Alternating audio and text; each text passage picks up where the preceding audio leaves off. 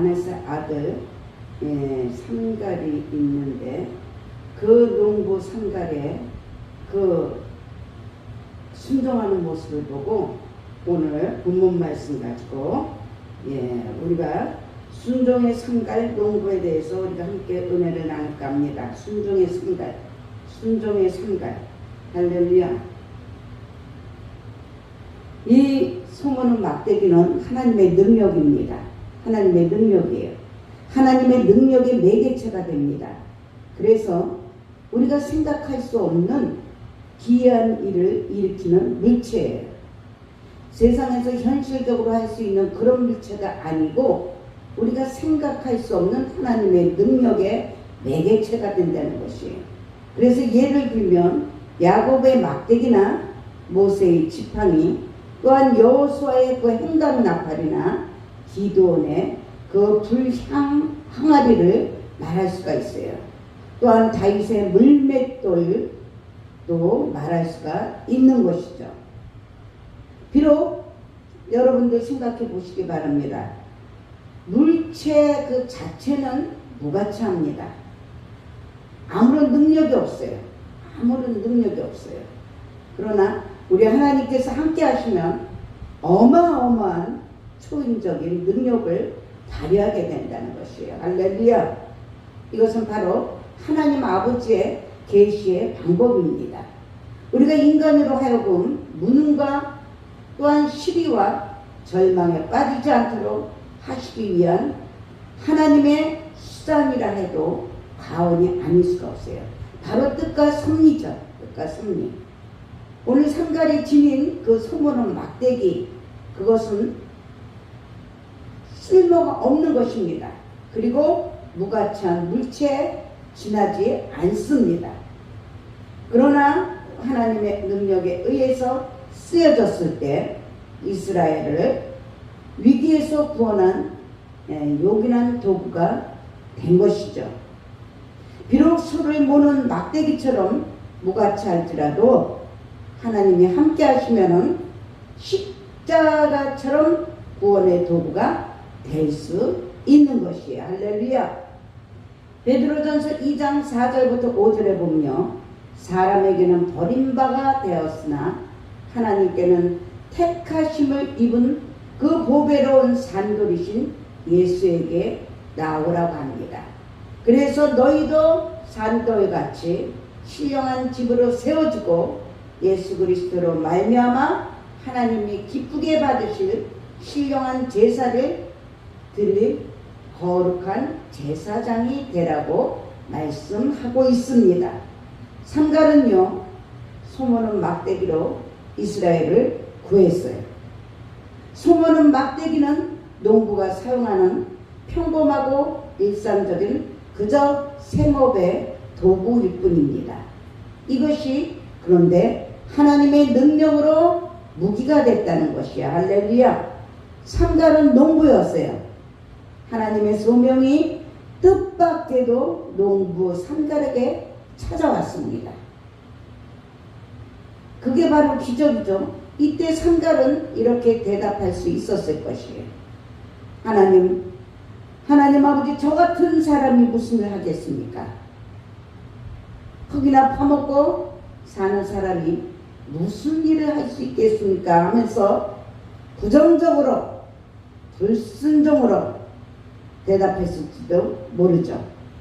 농부가 어찌 전쟁을 하겠냐고 따질지도 모릅니다. 하나님의 부르심을 거부할 수도 있었어요. 하지만 삼갈은 아무 말 하지 않았어요. 그리고 온전히 주님께 순종했던 것이에요. 할렐루야. 하나님이 쓰실 수 없는 사람에게는 두 부류가 있습니다. 지나치게 자신만만한 사람, 하나님보다 자기 자신을 더 믿는 사람은 하나님이 쓰시기가 곤란합니다. 아주 교만한 사람이죠. 자기 자존심으로 꽉 차 있고 자기 자만심으로 꽉 차 있고 자기 의견은 절대로 틀리는 법이 없다고 고집이 망고집입니다.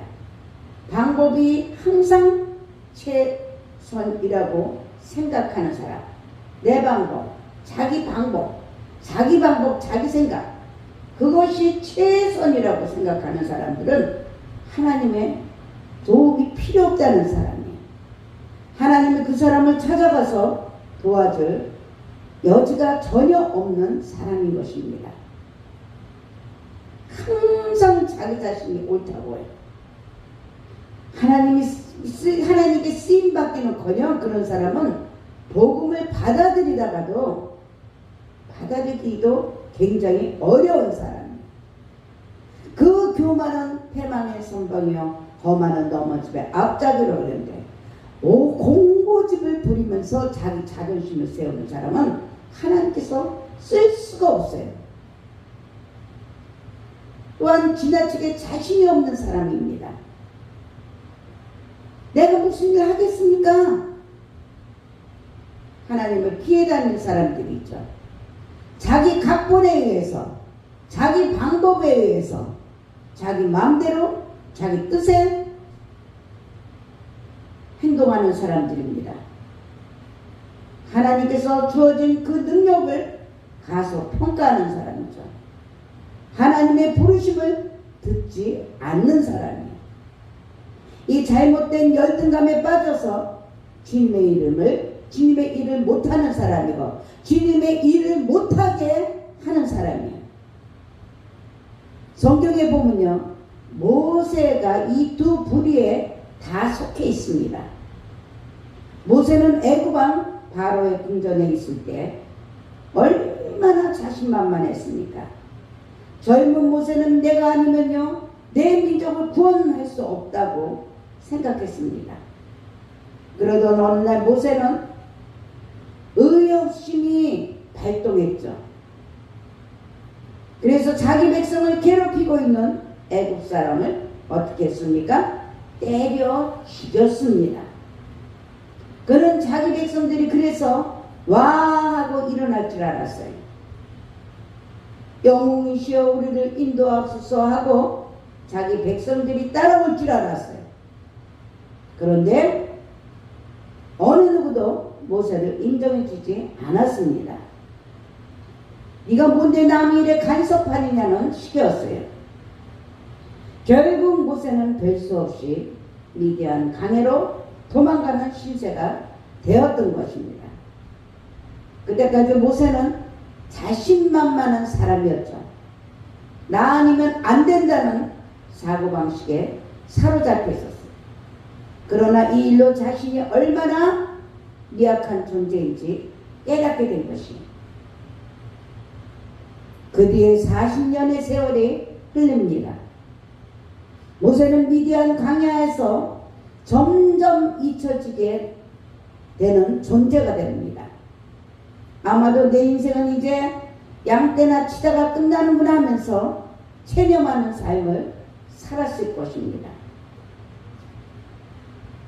그러던 어느 날 하나님께서 모세를 찾아오셨어요. 모세야 이제는 나설 때이다. 나가서 네 백성을 애굽 땅에서 인도해내라고 말씀하셨어요. 사명을 주신 거예요. 모세는 기다렸다는 듯이 하나님의 부르심을 거절합니다. 왜? 자신에게 아무런 능력이 없다는 것을 이제 깨달은 거예요. 겸손해진 거예요. 자신은 말주변이 없어 비로소 그 바로를 설득하고 백성들을 통솔할 수 없다는 것을 주장합니다. 이제 자기 자신을 발견하게 된 거죠. 이제 그 옛날 바로의 궁전에 살던 때의 모세가 아닙니다. 그는 이제 자신을 지극히 보잘것없는 존재라고 여겨서 하나님의 부르심을 거부하는 그릇된 자세를 취하고 있는 거죠. 하나님께서 함께하리라고 말씀하시는데도 자꾸만 자기 고집대로 핑계를 대고 하나님의 명령에 거역합니다. 출애굽기 4장 14절에 보니까 그때 여호와께서 모세를 향하여 노를 바라셨다고 합니다. 모세는 하나님의 능력 주심을 끝까지 의지하려 하지 않았던 것이에요. 자신의 그 능력이 부족한 것만 내세웁니다. 지나치게 위축된 모습을, 그 모세의 모습이죠. 그게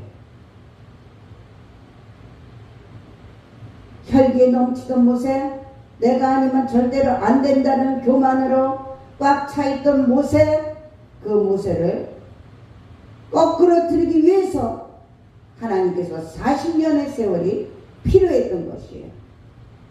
자, 우리 자신을 다시 한번 돌아보는 기회가 되시기를 주님의 이름으로 축원합니다. 그런데 40년 동안 너무너무 깎였어요. 그래서 이제는 하나님의 부르심에 도망하는 사람이 된 것이에요. 죽어야 산다는 거죠. 어서 포기해 죽으면 안 돼. 죽어야 산다. 난 아무것도 못해. 죽어야 산다는 거죠. 주님을 높여드릴 수 있는 그런 믿음이 될 때 하나님께서 그때까지 우리들을 연단하고 훈련한다는 것을 모세를 통해서 우리가 깨달아야 되는 것이에요. 아무것도 할 수 없다는 지나친 겸손에 묶여버렸어요.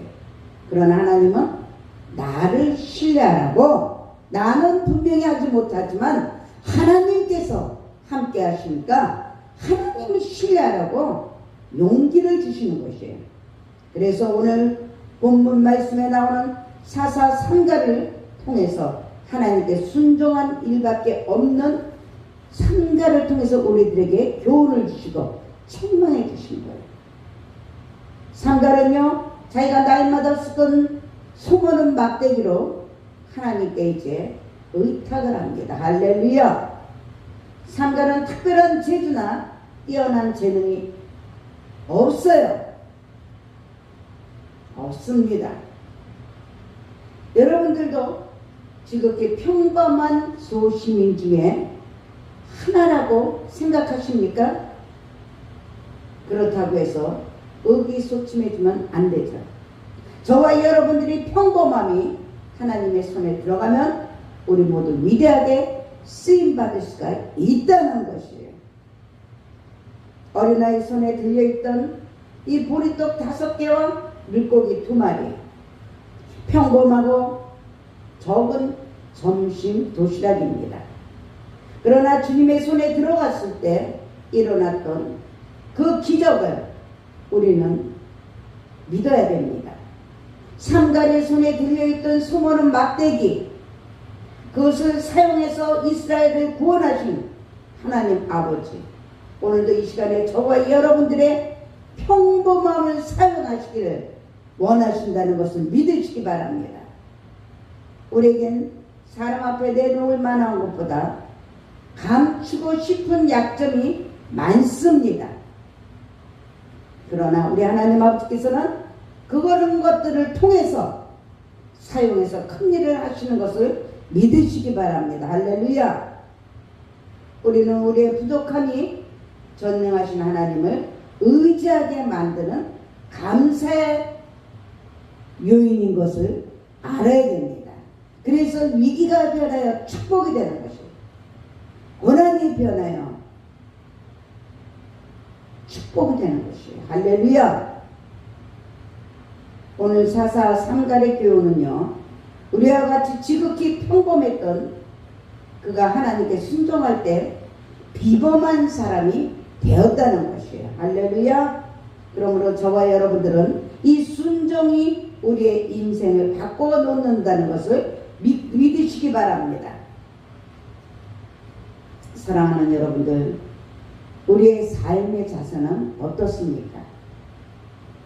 순종하는 사람입니까? 불순종하는 사람입니까? 그럼에도 불구하고 복종하는 사람입니까? 불순종하는 사람입니까? 우리 모두가 그럼에도 불구하고까지 들어가야 됩니다. 그럴 때 내 모습은 없고 주님의 모습만 나타나서 주님이 일을 행하는 여호와, 그것을 지어 성취하는 그 여호와, 어제도 오늘도 영원토록 살아계신 그 하나님께서 이 삼가를 통해서 일을 하셨듯이 우리에게도 저와 여러분들에도 이러한 복이 임하기를 주님의 이름으로 축원합니다.